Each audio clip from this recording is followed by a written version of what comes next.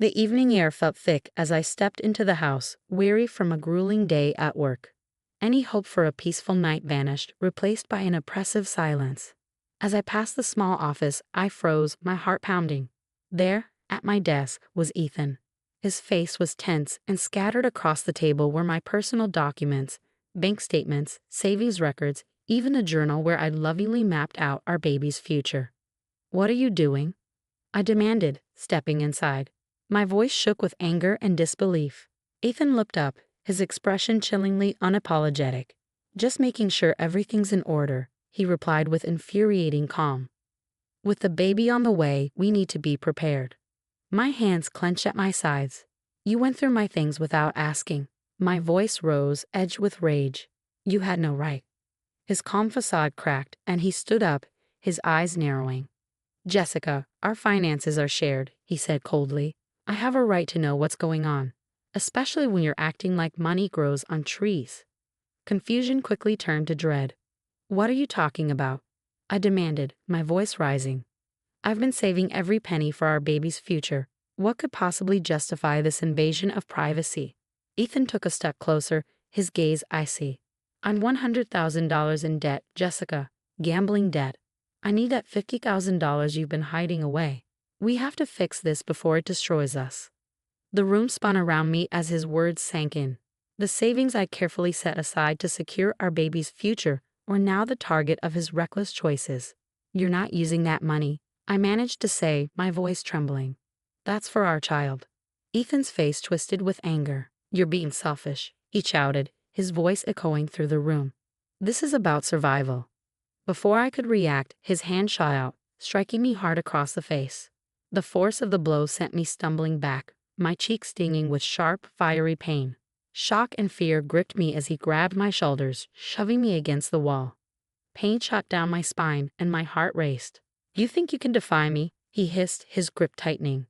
"I've sacrificed for this family, and you act like some spoiled little girl." Tears blurred my vision, but I held my ground, my voice barely a whisper. "You can't do this to me," I said, desperation breaking through. Mustering every ounce of strength, I pushed him away and staggered out of the room. I bolted outside, the cool evening air hitting my tear-streaked face as I stumbled into my car. Locking the doors, I sat there, gasping for breath. My body shook, but the instinct to protect my baby burned fiercer than my fear. I had to get away.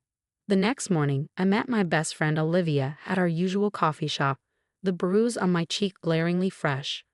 Her eyes widened with horror when she saw me, and she pulled me into a gentle hug. "Jessica, what happened?" she asked, her voice barely a whisper. Taking a shaky breath, I told her everything: Ethan's secret gambling debt, his plan to steal my $50,000 savings, and how he had crossed a line I could never forgive. When I finished speaking, Olivia's face grew hard with anger. "You have to leave," she said, her voice steady and firm. "You and your baby deserve to be safe. You can't stay with him." Her words pierced through my fog of fear, and I nodded, tears welling up. "I know," I whispered, "but I don't know where to go." Reaching across the table, Olivia squeezed my hand. "We'll figure it out," she promised. "But first, you need legal protection. We have to get you a lawyer." A few days later, Olivia drove me to meet Alex, a respected family attorney. His office was warm and inviting, sunlight streaming through large windows. I needed that feeling of safety more than ever. Alex greeted me with a kind smile, but as I shared my story, his expression turned serious. I described the emotional abuse, Ethan's gambling debt, and the physical violence. My voice trembled, but I forced myself to stay strong for my baby. "You're incredibly brave," Alex said gently, "but you need to be prepared. If you fight for your rights, Ethan might retaliate. We'll need solid evidence of everything." Olivia leaned forward.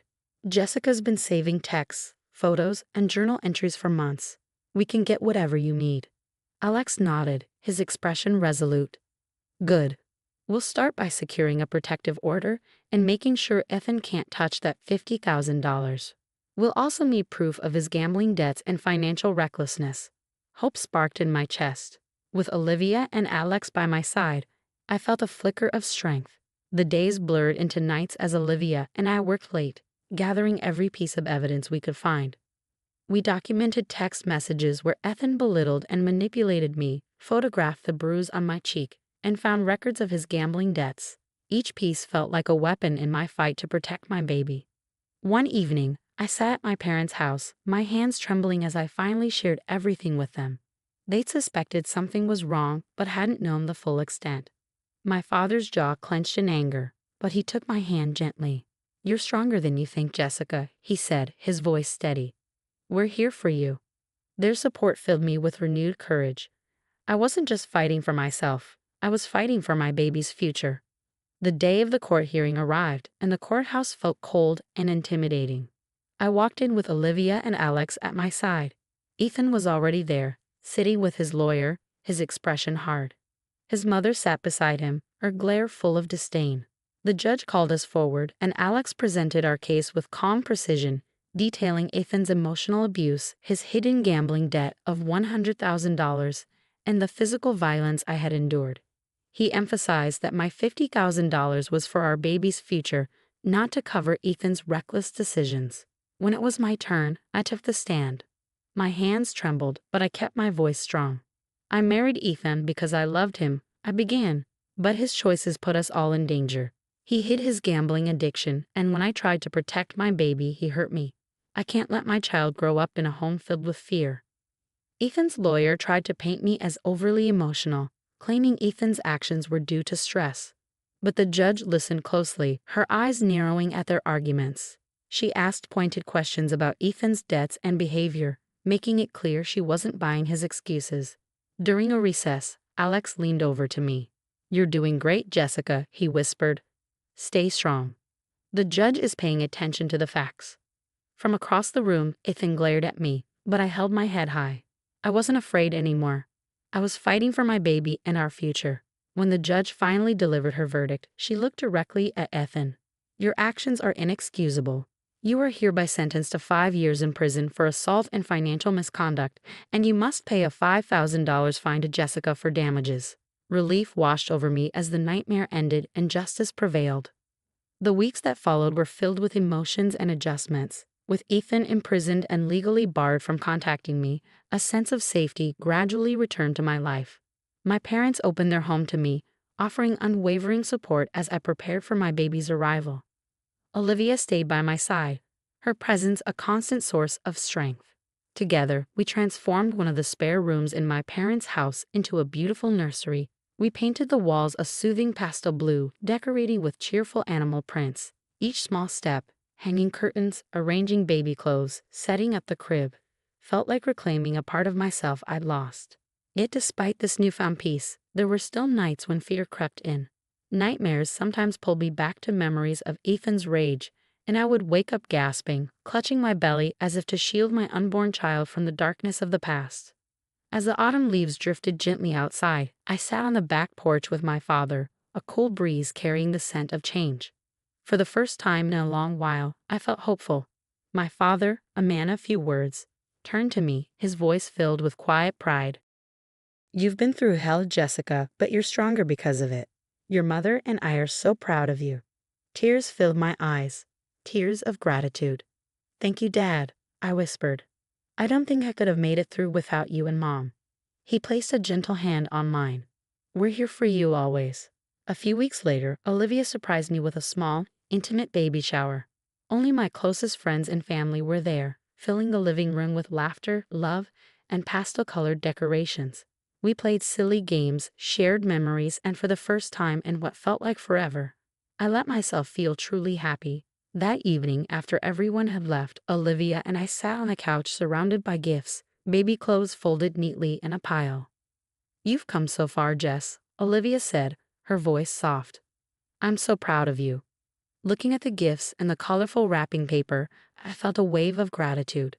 "I couldn't have done it without you," I replied, my voice thick with emotion. "Thank you for being there, for believing in me." Olivia smiled, tears glistening in her eyes. "Always." As my due date approached, I spent more time in the nursery, imagining the future I'd share with my daughter. One afternoon, as sunlight streamed through the curtains, I sat in the rocking chair, my hand resting on my belly. "Little one," I whispered, "you're going to grow up in a home filled with love. You'll never have to know fear. I promise." The day finally came when I went into labor. It was a whirlwind of pain, nerves, and excitement, but I was surrounded by the people I loved most. My parents held my hands, and Olivia never left my side. Hours later, I held my daughter, Charlotte, in my arms for the first time. Her tiny eyes blinked up at me, and the world seemed to stand still. Tears streamed down my face as I whispered, "You're safe, my love. We're both safe now." The weeks after Charlotte's birth were filled with sleepless nights and tender moments. My parents helped with feedings and late-night diaper changes, and Olivia visited often, bringing meals and laughter. The love that surrounded Charlotte and me was overwhelming, a reminder that we'd both found a new beginning. One afternoon, as I rocked Charlotte in the nursery, the sunlight cast a warm glow on the walls. I thought about how far we had come. The pain of the past had left scars, but they were reminders of the strength I'd discovered within myself. I had fought for freedom, for safety, and for the chance to give my daughter a life filled with love and joy. Healing was not a straight line, but every day was a step forward. And with Charlotte in my arms, I knew our future was brighter than I'd ever imagined. Thank you for following our journey. If this story resonated with you, please give it a like to show your support. We'd love to hear from you, so feel free to share your thoughts in the comments below.